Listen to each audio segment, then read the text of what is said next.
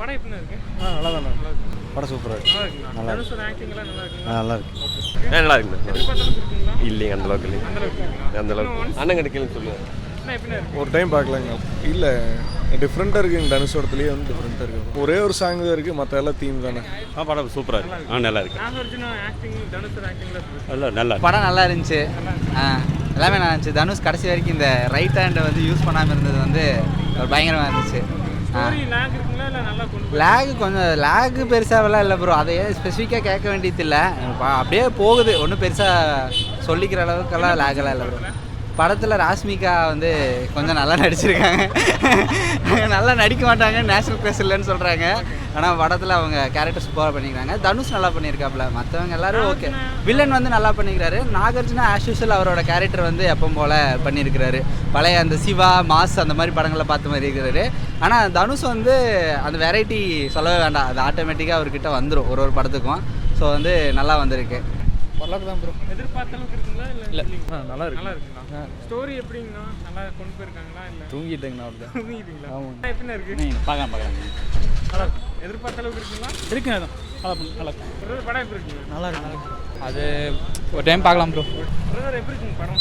படம் ஓகே தான் bro. Dedication level, தனுஷோட டெடிகேஷன் லெவல் வந்து உண்மையாக மஸ்ட்டு தான். ஒரு ஹேண்டில் வந்து அந்த ஒரு கையை உடஞ்ச மாதிரி வச்சு நடிக்கிறதுலாம் பெரிய விஷயம் தான் ப்ரோ. சீரியஸாகவே Nagarjuna acting okay. Devi Sri Prasad music அடிப்பொலி. படம் கொஞ்சம் லென்த்து, நிறைய சீனை கட் பண்ணி விட்டாங்கன்னா நல்லா தான் இருக்கும். லாக் இருக்குங்களா படத்தில்? 3 hours இல்லை, பாகுபலி மாதிரி கிடையாதுல்ல. 3 hours. ஸ்டோரி எப்படிங்க இருக்கு? ஸ்டோரி ப்ரிடிக்டபிள் தான். ஆனால் கிளைமேக்ஸ் வந்து ஏதோ முடிக்கணும்னு முடிச்ச மாதிரி இருக்குது. சீரியஸாக தான் அந்த மாதிரி இன்ட்ரெஸ்டிங்கான ஒரு 2-3 சீன் தான். மற்றபடி படத்தில் வந்து 3 hours வந்து 2 hours வந்து எதுக்குடாங்கிற மாதிரி இருக்கிற மாதிரி ஃபீல் ஆகிடுச்சு. படம் சூப்பராக இருக்குது, பார்க்கலாங்க. படம் வேறு லெவல்ண்ணா. தரமாக இருக்குது. ஃபர்ஸ்ட் ஹாஃப் ஒரு மாதிரி போகுது, செகண்ட் ஹாஃப் சூப்பராக இருக்குது. தெலுங்கு படங்கிறது கிளியராக காட்டிட்டாங்க. தமிழில் ஆனால் என்ன பிடிச்சிருக்குன்னா உங்களுக்கு வந்து ஆக்டிங் தான் ப்ரோ. அந்த ஒரு கை உண்மையாகவே அந்த உடஞ்சவங்க எப்படி யூஸ் பண்ணுவாங்கன்னு காட்டி வைக்கிறாருல்ல. ஒரு படிக்கட்டு ஏறும்போது, ஒரு ஸ்டெப்லேருந்து மாறும்போது, இப்போ இந்த கை நமக்கு யூஸ் ஆகலை, நம்ம என்ன பண்ணுவோம், எப்படி யூஸ் பண்ணுவோம், அதை அப்படியே நடிச்சிருக்கிறாரு. அதுதான் நமக்கு தேவை.